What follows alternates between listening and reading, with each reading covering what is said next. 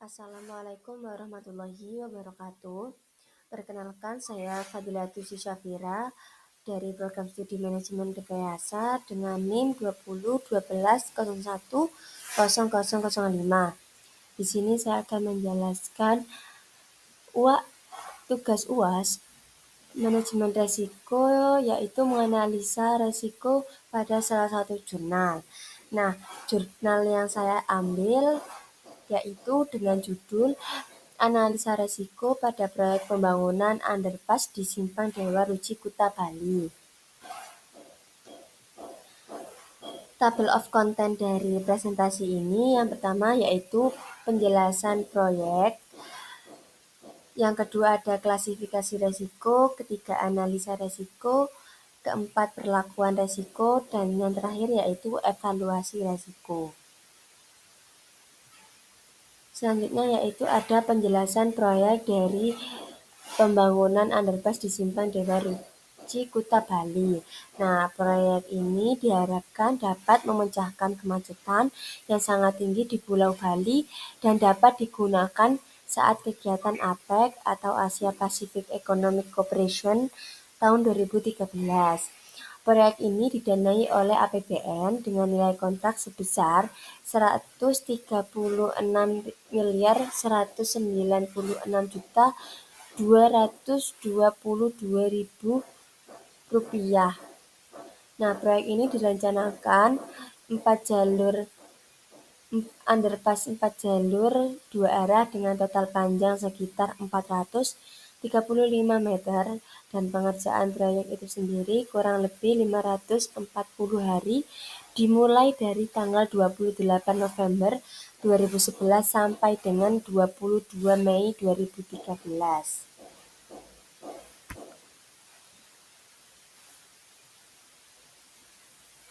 Selanjutnya yaitu ada klasifikasi resiko dari pembangunan underpass.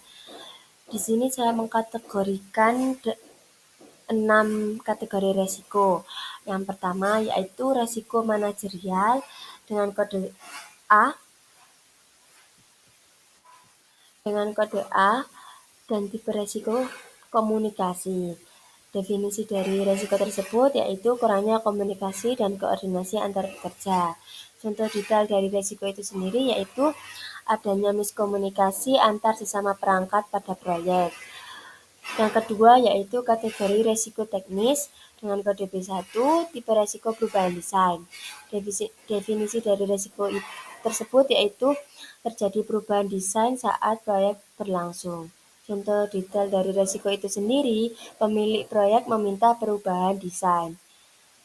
Yang ketiga ada resiko procurement yaitu dengan kode C1 dengan tipe resiko pengawasan pengadaan. Definisi dari resiko tersebut yaitu kurangnya pengawasan pengadaan material secara rutin. Contoh detail resiko yaitu persediaan material yang kurang. Keempat ada kategori resiko keuangan, kode D1 dengan tipe resiko kenaikan harga. Definisi membeli material di vendor baru. Contoh detail dari resiko tersebut yaitu kenaikan harga material. Kelima, kategori resiko kontraktual dengan kode E1 dan tipe resiko pengaturan safety. Definisi dari resiko itu sendiri yaitu pelanggaran safety oleh pekerja, dan contoh detail resiko itu sendiri yaitu pengaturan safety dan kode tidak sesuai kontrak. Dan yang terakhir yaitu kategori resiko alam dengan kode F1 tipe resiko alam dengan definisi curah hujan yang sangat tinggi, dan contoh detail dari resiko itu sendiri yaitu mata air tanah yang tinggi. Selanjutnya yaitu ada kriteria resiko. Nah, di sini saya membagi kriteria resiko menjadi 2. Yang pertama yaitu kriteria likelihood. Nah, kriteria likelihood itu sendiri ada 5 tingkat dengan skala dan deskripsinya.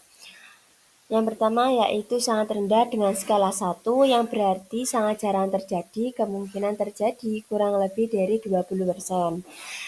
Yang kedua yaitu dengan tingkat rendah dan skala 2 yaitu jarang terjadi dengan kemungkinan lebih 20-40% terjadi. Yang ketiga, tingkat sedang dengan skala 3 yang berarti terkadang terjadi dengan kemungkinan selebih 40-60% terjadi. Keempat, ada tingkat tinggi dengan skala 4, yaitu sering terjadi dengan kemungkinan lebih 60-80% terjadi. Dan yang terakhir dengan tingkat sangat tinggi skala 5 yang berarti sangat sering terjadi dengan kemungkinan lebih 80-100%. Selanjutnya yaitu kriteria impact terhadap biaya. Sama seperti kriteria likelihood terbagi menjadi 5 tingkat dengan skala 5 juga dan deskripsinya. Yang pertama yaitu skala rendah, tingkat rendah dengan skala 1, yang berarti kerugian yang ditimbulkan sangat rendah, lebih dari 10 juta rupiah. Yang kedua, tingkat sedang dengan skala 2, yang berarti kerugian yang ditimbulkan rendah, lebih 10-20 juta rupiah. Tingkat ketiga yaitu tingkat sedang dengan skala 3, yang berarti kerugian yang ditimbulkan lebih 25-100 juta rupiah. Yang selanjutnya yaitu tingkat tinggi dengan skala 4, yang berarti kerugian yang ditimbulkan tinggi, lebih 100 juta sampai 1 miliar rupiah. Yang kelima yaitu tingkat tinggi dengan skala 5, yang berarti kerugian yang ditimbulkan sangat tinggi, lebih dari 1 miliar rupiah.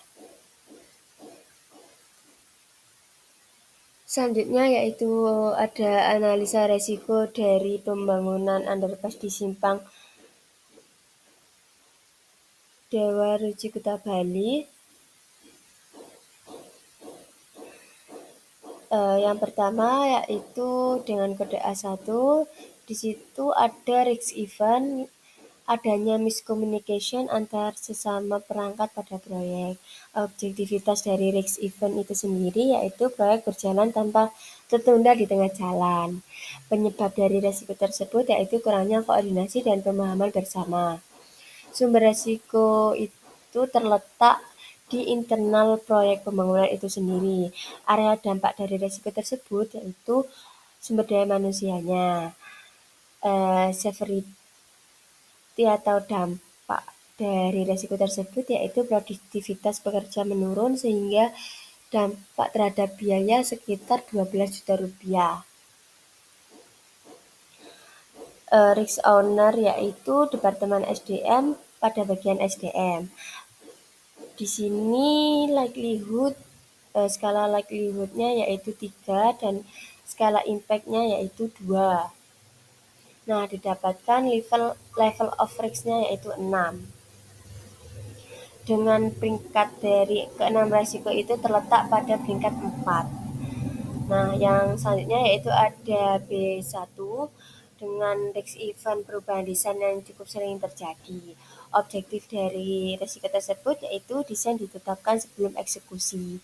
Penyebab dari risiko tersebut, desain yang tidak sesuai dengan keinginan pemilik proyek. Sumber risiko tersebut yaitu terletak di internal proyek itu sendiri. Area dampak dari risiko tersebut yaitu teknis. Deskripsi dampak dari risiko tersebut yaitu durasi proyek semakin lama dari rencana awal.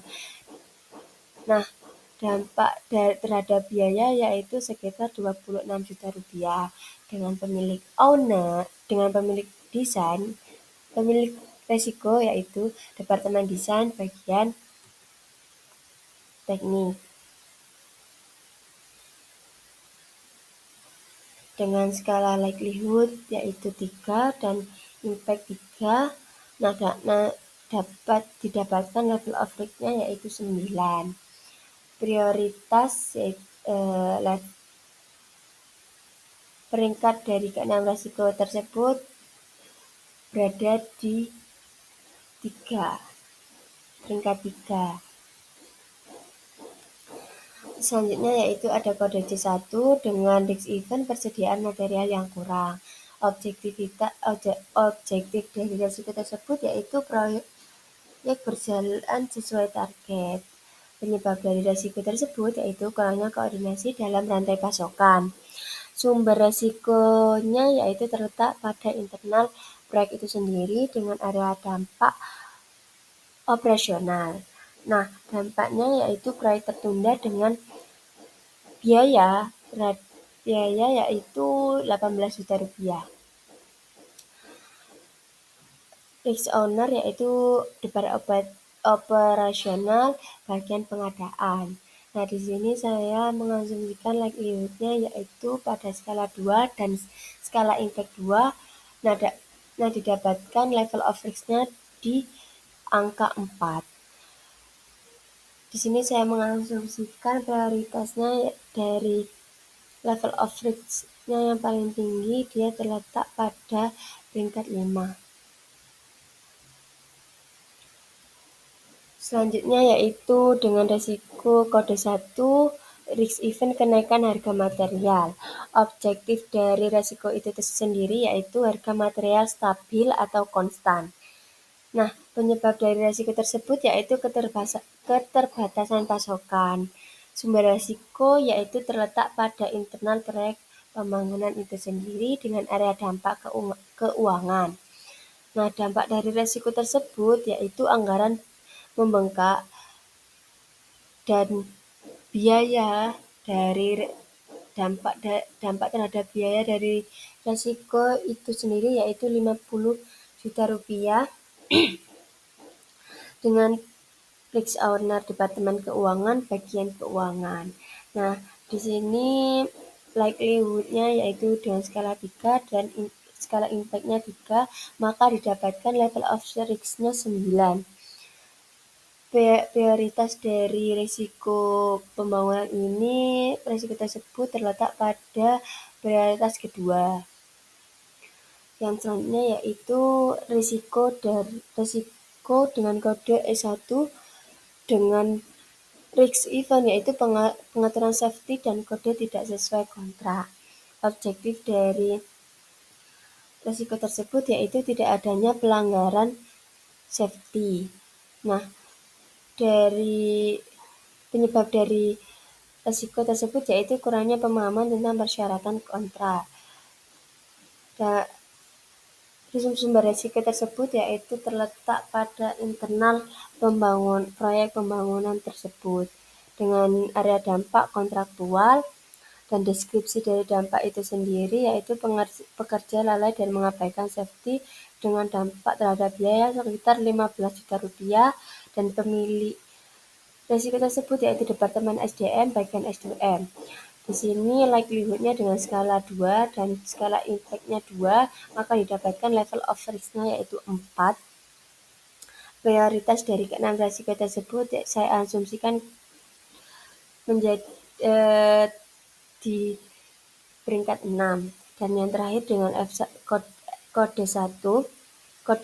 F1 dengan risk event mata air tanah yang tinggi dengan objektivitas proyek berjalan lancar tanpa hambatan. Penyebab dari risiko tersebut yaitu curah hujan yang tinggi. Penyebab sumber risiko yaitu eksternal dengan area dampak K3. Dampak dari risiko tersebut yaitu erosi dan keruntuhan tanah dengan dampak terhadap biaya sekitar Rp75 juta dan risk owner risiko tersebut yaitu Departemen K3 bagian teknik. Likelihood dengan skala 4 dan impact dengan skala 3, maka didapatkan risk owner 12.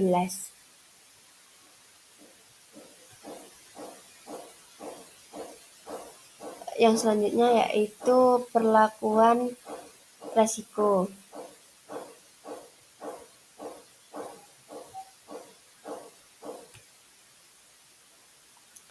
Nah, sama seperti analisa resiko, namun di perlakuan resiko terdapat risk treatment. Yang pertama, dengan kode A1, risk treatment-nya yaitu mitigasi dengan meningkatkan komunikasi dan koordinasi antar semua proyek. PIC dari penanganan tersebut yaitu bagian SDM dengan harapan output dari rencana penanganan yaitu proyek berjalan lancar tanpa adanya kesalahpahaman atau perbedaan pendapat. Kemudian dengan kode B1, risk treatment yaitu accept, berarti menerima resiko, dan PIC penanganan resiko tersebut bagian desain. Yang ketiga ada kode C1 dengan risk treatment mitigasi dengan melakukan pengawasan pengadaan material secara rutin. Dengan PIC penanganan tersebut yaitu bagian pengadaan, dan harapan penanganan risiko tersebut outputnya yaitu proyek tidak molor.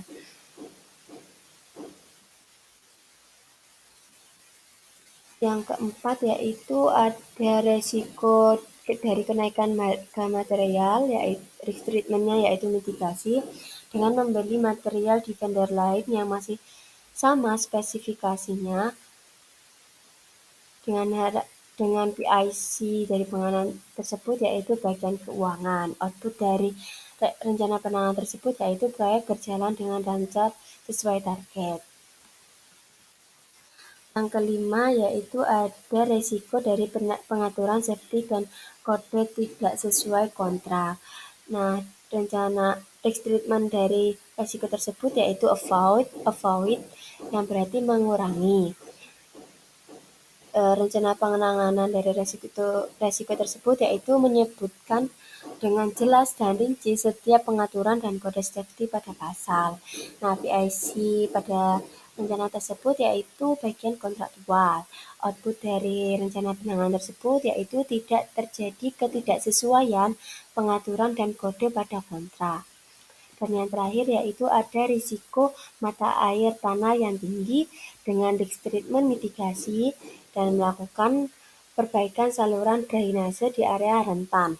Bagian PIC yaitu PIC dari penanganan risiko tersebut yaitu bagian teknik. Output dari rencana penanganan itu sendiri yaitu tidak terjadi kecelakaan kerja.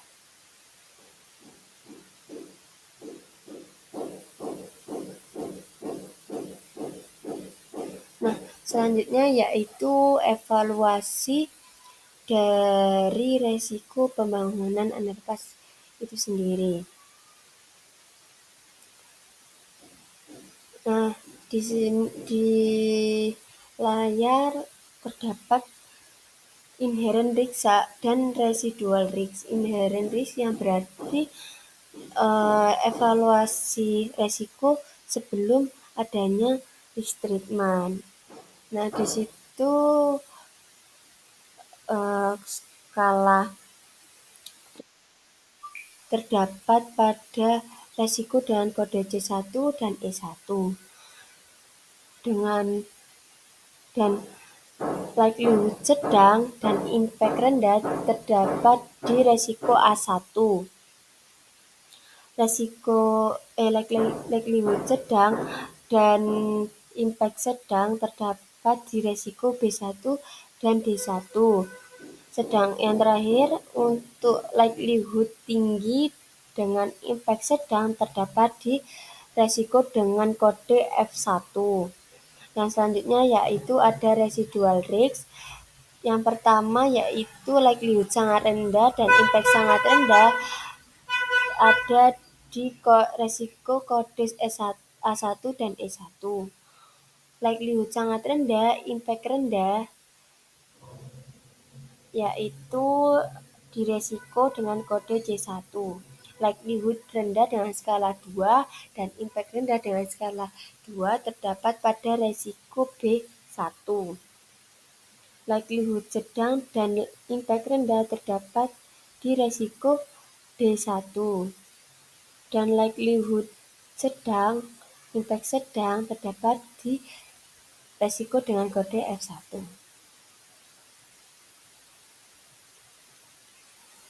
Nah, sekian dari presentasi yang saya jelaskan, analisa risiko pada proyek pembangunan underpass di Simpang Dewa Rucikuta, Bali.